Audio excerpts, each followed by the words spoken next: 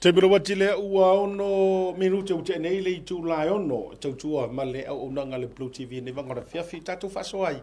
Ia i nisio i unga o whamasironga me me olo te tupu i Samoa, me se fo o le whaafunga maua.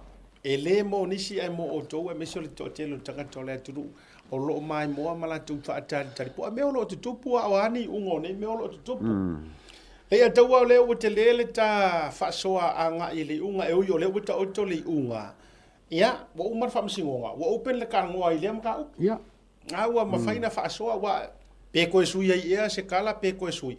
O re kima te tala o nā mea o lai tau toi a ingo i la tau nei. Pe ai ai se mea, e le o fia i ungo ni, whamsingonga. Ai o le whaasoa la tatou ma tatou media. Ia, e li se mea la tatou toi tau fia i fua ni whaasoa ma tūlanga whapena. Ia si vanga nai, wana i eise vanga fo i le tatou te alu personal i fua i le tangata. Ia. Le ataua o le wa telefo i tala ma upu a mai lunga ona o se sauno anga le fionga le pale mia i lana fa tala tala no ma tu tala le version te nei e tu sai o tangata su e ia na la wa lunga i le avatu i Samoa ia o le na sauno mai le fionga le pale mia langa o le la wa lunga i fa so i lana sauno anga o la ua ia le to ali mai Samoa mai e pe fordinga mai o le to lima le o le sau mai to tonu o le ai already in Samoa o le asa o e fa fonga tu i le sau no nga le fionga le panmia O le me mo lava masala o mai kaunga po le fa lima le nga ka o le pale mia la wa Samoa ia. Ia le susangi le ka pulo le hit and run. Ia ke ula ia. E ave la fa ku kuanga i le sau nga le pale mia. O la wa i Samoa le ele fa longo lua lo ma fo faul me nga la wa Samoa le il ka sanga le ka o palmia. O le mele o ke vai aku ai. Wo o le ai foringa mai o le e o ko so soangi e le leading le team pe ka o ese me mele nga sa ngoi kalasa a bakungi private investigators e fire mo ka upule o ko in bau ban ka Samoa ka fa ro ngela ba so ren kengi mo kofi e su komisinga ia le team foi le fire le susuenga me mo mo ngo ma fa na mo ringa kofi le e funga su komisinga a le kofi ska ko komisinga bo komisinga nga ke fa o ngon ka pule pa fe pa kofi nge su komisinga a ke o ba so le kofi ska ko komisinga fo o me mo ngo mai ke longo lua e ka kau o nga baku le longe fa kau ko Samoa e fa yer nga luenga le almost like o le Samoa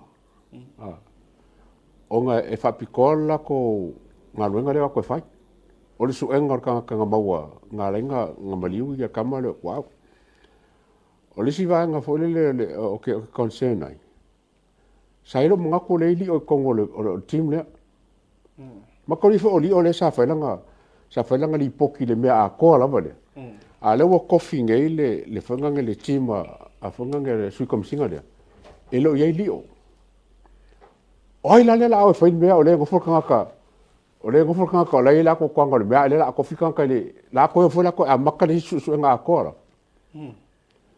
okay ya ke awia o le mea sitting fa ngofie o le mai li o e leading the team le onga wa yelanga su nga mo fai wa uma onga o le ya la uri a fai ma miska wa uma o ya fa walo fai ma miska lo wa ya funga nge wa ya fia mea pare mia wa ya longo a fai kom singo lo o ko ka se di poki ke le ma ka ngaka ka ua ka kaunki ki li poki le a coffee le team a fa masanga e lo le veili oi la ko a makal fai ngol mele a mangela la ko li poki se ma li poki li o la me la fai ma lo va ne le fina ngalo le ataua ia o te ita fo ino no ta fa longo tua i so no ngal fionga li palmia ia ona o le temi fo i wo tau le mo so tatu temi ia e mo weni ava no e fa tele no ile fionga li palmia ona le pisi ai ia te ue o la ufele na fa longo atu e whapea mai o le mata upu lea i leo to li ma pe o atu pe yet to come. Ai ka kia ia la leo ko ri mai ava ku New Zealand. A o le team la lea na tau mau atu whapea mai wa uma na tofi. Yeah. O uma na filifili. O le fesili lo uma fau. Whamata e iai le malosi anga o le komesinga lango. O le fesili e mongi mai au loto. Does he hold the full authority? E ngā ke whaia ingi ko whinga whapea. Knowing o ia o le acting commissioner. Yeah. O le alu lo mawhau le a tau ai me fo lele o le caretaker government. O lo ke mawhau mai le ile. O lo ke kango e mai le scenario nga.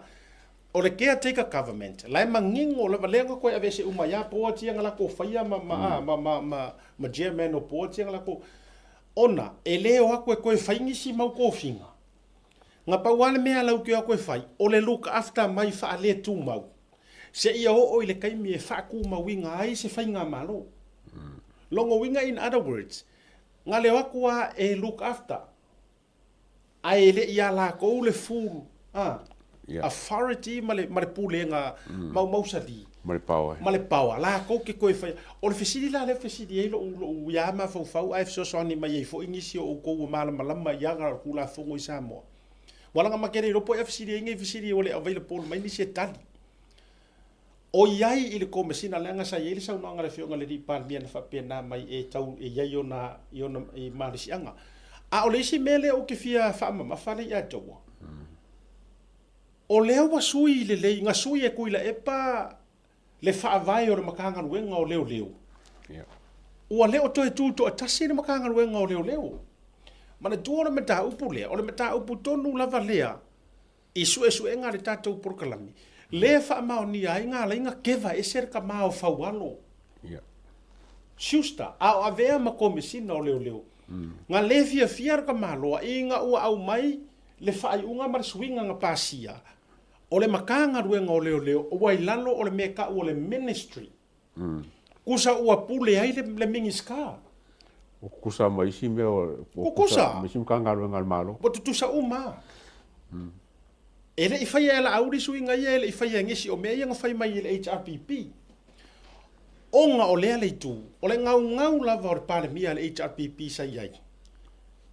E uma ma control mea uma. O le whai aku la ukala. O le popoto i o tangata ia le uwhatanga o mai ngei le au HRPP ngei. Ma whatanga apalai mai le malo si anga o le makanga ruenga o leo a o kuko kasi, e leo ko iai. E leo ko iai le kou malo si anga nga o kou kuko kasi. Lelo foi le na le na whaatawhitawhea mai iai. E poto tele whaualo Harry Schuster e whakanga whai upu ia ko kongo le pāremengi. Behind the scene, o ia ko kasi nga whakongua longo. Ai tau mo mele. Ale nga kauailo. Le nga kauailongo. O ka whafonga mai Samoa. O secret nei ma whaalilo lilonge. Le fei kaila wari ia o re kaua kuirungo le kako porkalame. Na si la fia le lei e whaualo. E ke le mea le ala akupu mai kua o le se inga haaya. Le se inga haaya le ala kau whaingei.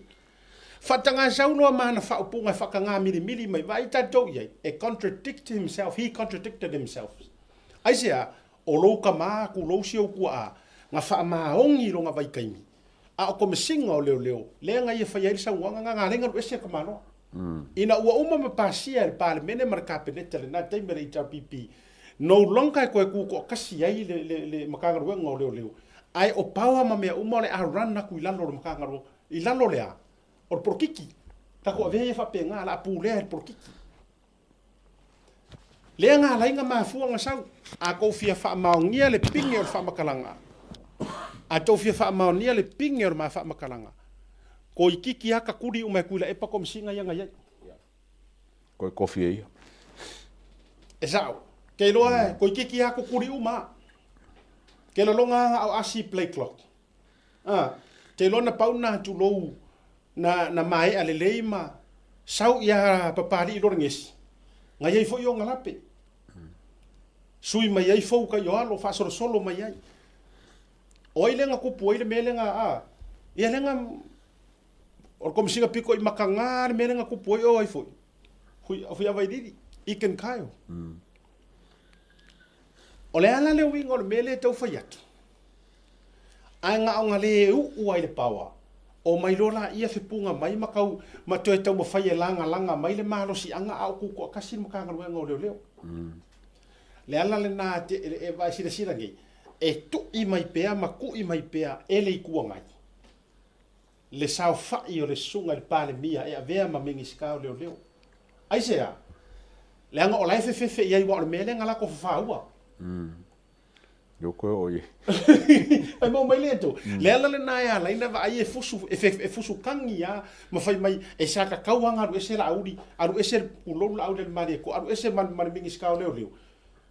O lai fefe langa o le mele ngala ko faua. Ma lo lato ma fau. E forever ma fa va we HRPP le puli I le power. Ai wa ke yang e wa ora fa saren sui le ko me uma. Ala le usa fa yeri kanga kan kom fa ko ole laki. E le o se pale mia nga ke apiu singa le power le. I run me uma according to the process. Pe kwai foi la. Ai kauha I le kingi. E kauha I le me kauha. O le winga la no fa ya tu le tala le.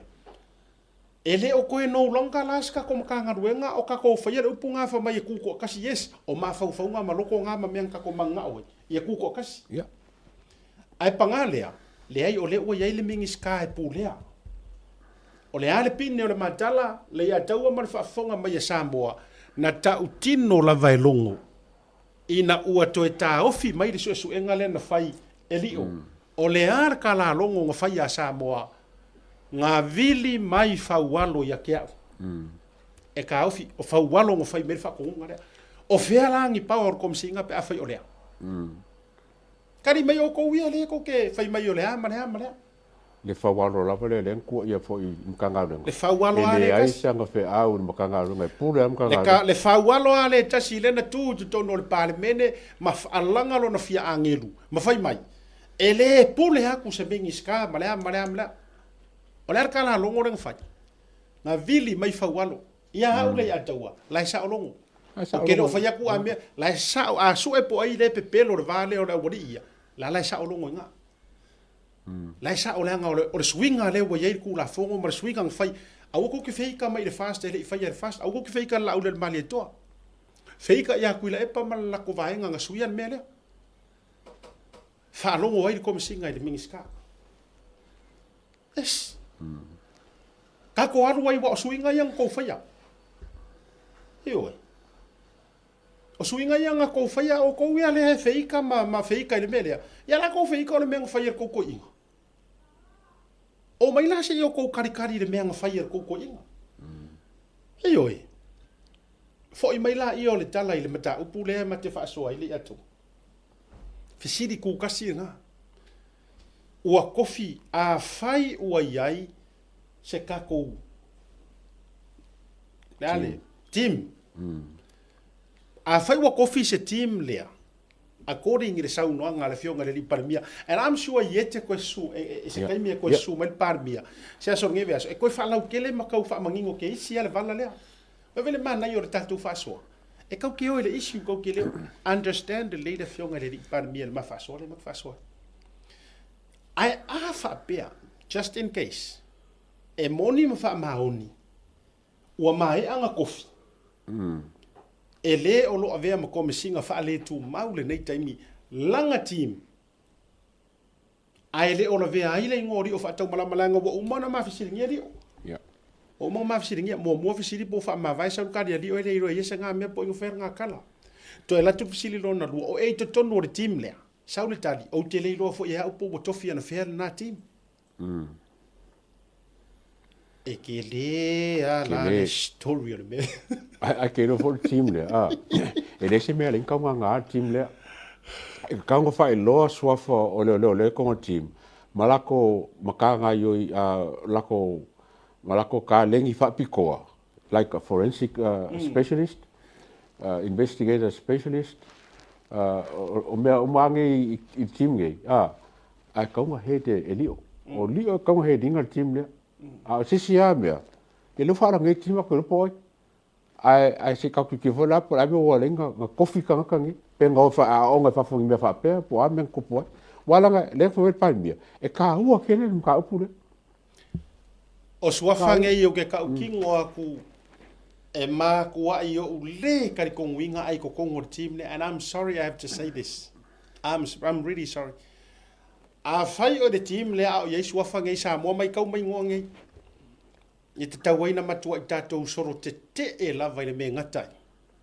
Le anga o ka ngaka mua ngei le lo ule kari konguinga mai le kaung kari konguinga i skoe susuenga. O le kangaka e suafa ia porta wa. O le kangaka lea.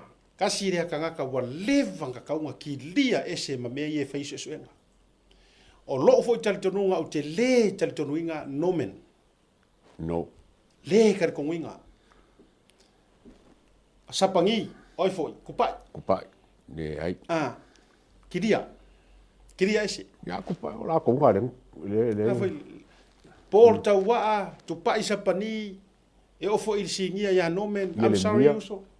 Jeremia ia o ke ofo. E o se sa fa i rungo se lau lau e ngi kofe makanga ia makwa ke le lopo dan mafuanga le no fo la. La la ngai le ona vea ko ila kadisi. Wo ke le lopo da se mafuanga la nga kaula vea e le ko nga. wa fo la fa pe la ko le nga fie le amakanga pa pe le kofi ele fika winga me so se sia la ko fie mingi le ko nga ye o fa ya fa masaka le ko nga ye E mafuana la ino fa ya tu mo i oi. Tu no foi fa fo ma ya le vio nga wa umana sa no mai. E o ya ia le ia. ma nga ye Ona ia te au. E le te tauna iai umanisi o i la tau o leana ai filo i nisu esu enga mua mua. a faina le ye o la supervising a team le O lai iai ia le a taua. O lai iai tangata u te lalonga. E sidi ele a mai walanga la avakuia fa pia. Ina ua vare fo ngā va a o fui a vairiri i ken kaio. O inga le me fo ilele na tupu le na loka i ken kaio. Ai uma enga ua koe malo. O nai to ina mātutua mana i tamasi ngia umalenga iai. Kama uma ngā laku roma iken. Ngā wa sawa kokong. Promote mai loi lunga le awari ia. Le sa wai longo, sa wai uma le au karavou le kulong. Ai ifi uma ngai ko inga mā kukua ia. Ko kele. Te rola lau tala.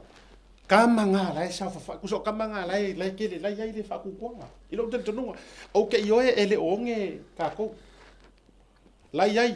Tasi le si tangata mata utia lava iso su enga lele woto e vifo. Le woto i tonu ai ngaru ese fo i o tele lo pran mafuanga. Po le fia le woto. Tasi le malo iso fa tomasi. ma sa mau Tele. Ti pasa. Tangaloa ti pasa. Samoa. O tangata nei a maisele si ko kele. Ai maisele to tele o la taula ye keti.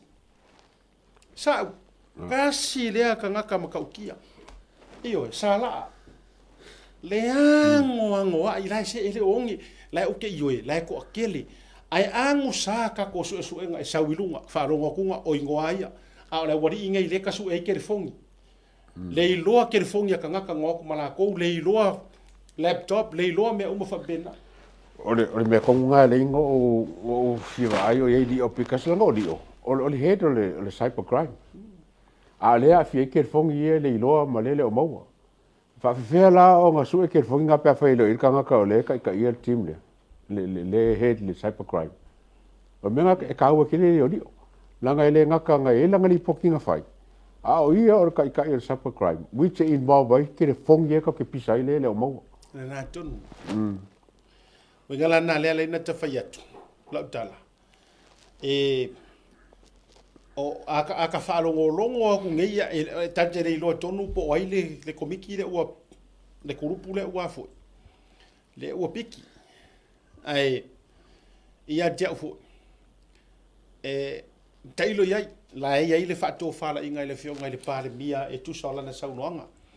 Ai o lota mafau malota la ngona fa pia e avaku fa piko a le ongolia lide la ko